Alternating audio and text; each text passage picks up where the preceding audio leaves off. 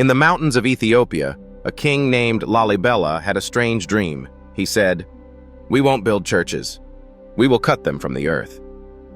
So his people started digging, not bricks, not blocks, but solid rock.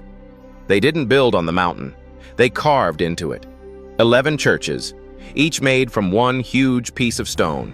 Walls, floors, roofs, all from the same rock. And soon, people started whispering. Did angels help them? Did they work while humans slept? Even now, 900 years later, you can walk through these churches. You can feel the cool stone under your feet. You can hear the old gaze prayers in the tunnels.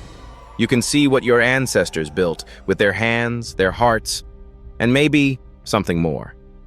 If you were told that Christianity came to Africa with colonizers, this will change your mind forever. Because these churches are older, deeper, African. This is the real story of Lalibela and the stone churches that still stand today. In the late 1100s, a king named Lalibela looked at the rocky hills of Ethiopia and made a bold promise. "We will build a new Jerusalem," he said, "but not with bricks, not with wood." He pointed to the mountain itself and said, "We will cut our churches from this stone." Workers came with hammers and chisels. They dug downward, not upward. One church, then another, then another. But something strange happened. People said the work was too fast, too perfect, too quiet. At night they whispered, "No human can do this alone." The legend began. Angels came at night and helped the builders. They say men worked by day, but angels carved by moonlight. The story was written down in a sacred text called the Gedla Lalibela. Even today, pilgrims still believe the legend. They walk the stone paths barefoot. They pray in the cold, dark halls. They call it a holy city made by heaven. But was it really a miracle? Or was it something else? Because hidden in the myth is a truth more powerful. Genius, math, design. What if the angels were actually engineers? What if faith and science built these wonders together? The question is no longer who helped, but how they did it. How did human hands cut a mountain into 11 perfect churches? They didn't stack bricks. They didn't cut stone blocks. Instead, they went downward. Step by step, workers dug into the mountain itself, cutting straight into the rock. They weren't building. They were removing. One giant stone became the roof, then the walls, then the pillars, all from the same rock, never moved, never placed. This wasn't just hard. It was almost impossible. They carved deep courtyards, some 15 meters below the surface. They hollowed out sanctuaries, rooms of worship inside the earth. But there was a risk. One wrong cut, and the whole church would be ruined. There was no undo, no second try. And yet, they got it perfect. Look closely. You can still see red lines on the stone. Marks, plans, designs, like a medieval blueprint drawn with ochre powder. You can still see the mallet marks, the tiny dents from ancient chisels. The myth says angels carved these walls. But the tools say something else. This was human genius, backbreaking work, brilliant planning, spiritual focus. This was negative architecture, the art of carving space by removing stone. But here's the question: why? Why build a whole city underground? Why churches that no enemy could see from afar? Why tunnels, trenches, and hidden paths? Was it protection or something much deeper? Why would a king build God's house inside the earth? After the Crusades, the real Jerusalem was no longer safe. War, chaos. Pilgrims couldn't go anymore. So Ethiopia made a bold decision. They would build a new Jerusalem, not just in name, but in stone. King Lalibela looked at the land, and he saw more than hills. He saw a holy map, People who couldn't walk to Jerusalem could now walk through it, in their own land. They didn't just build churches, they built meaning into every wall, theology carved into earth. Each church had a purpose, each path a story, each shadow a memory. It wasn't random, it was a message in architecture. Even now, priests still call the trench the Jordan River.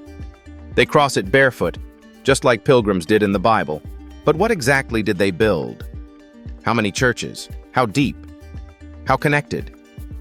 You're about to see a city made of 11 living churches, hidden in the rock, joined by tunnels, guarded by time. And it starts with one, shaped like a cross. Look down from the sky, and only then can you understand the mystery hidden in Lalibela. Below your feet, 11 churches cut deep into the rock. But they're not random. They are grouped, planned, precise, powerful. There are 3 clusters.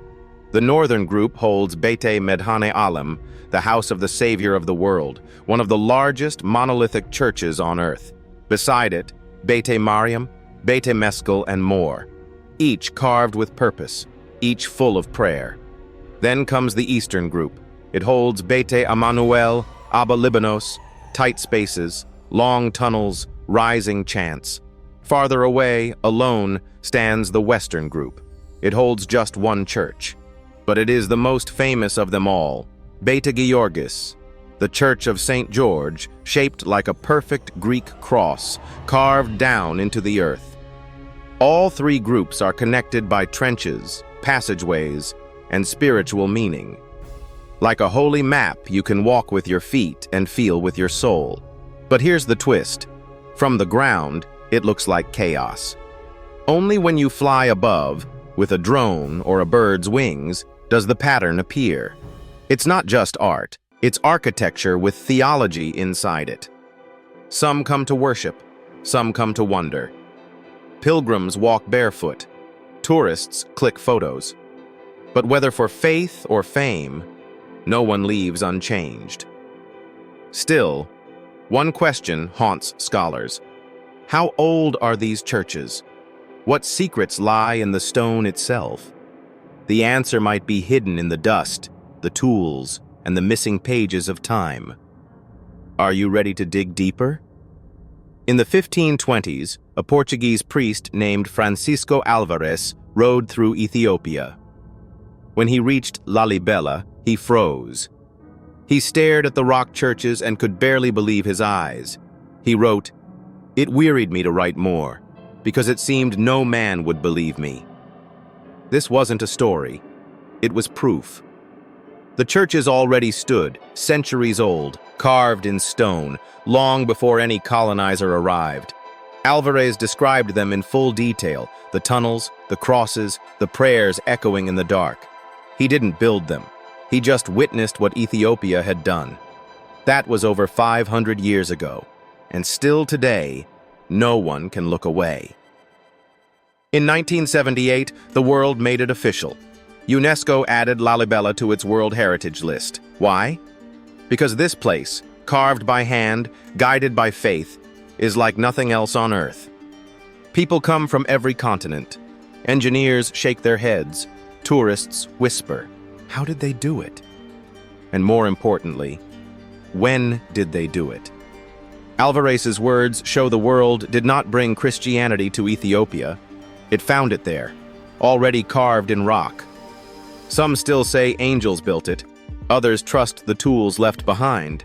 But either way, one truth stands tall. These churches were not made yesterday.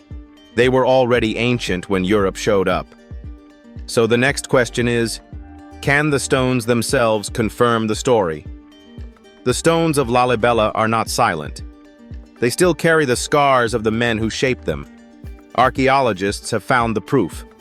Iron chisels, picks, adzes, even plumb lines, the very tools used to carve a city from the mountain. Look close.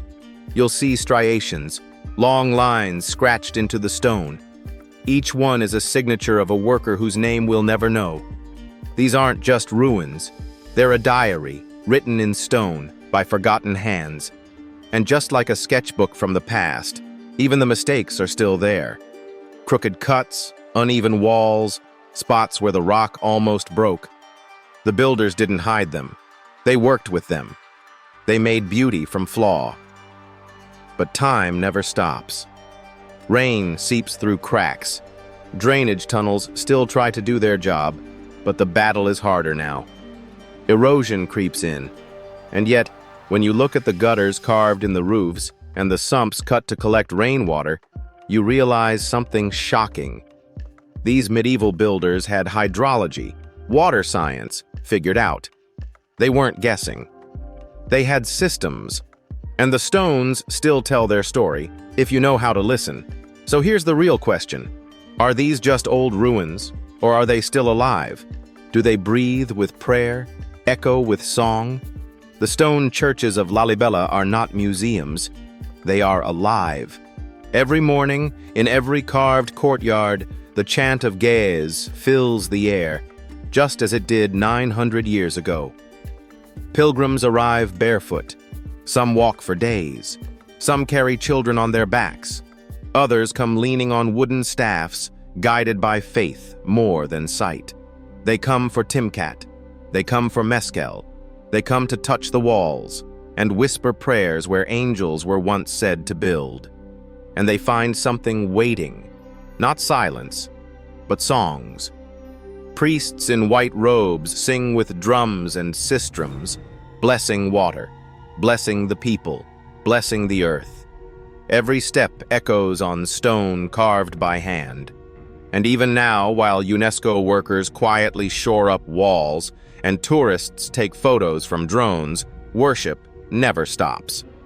The churches stand not just because of their design, but because souls still fill them. And that's the tension. How do you protect something that must keep breathing? How do you preserve stone that carries living voices? These aren't ruins. They're holy places still in use. And here's the final question.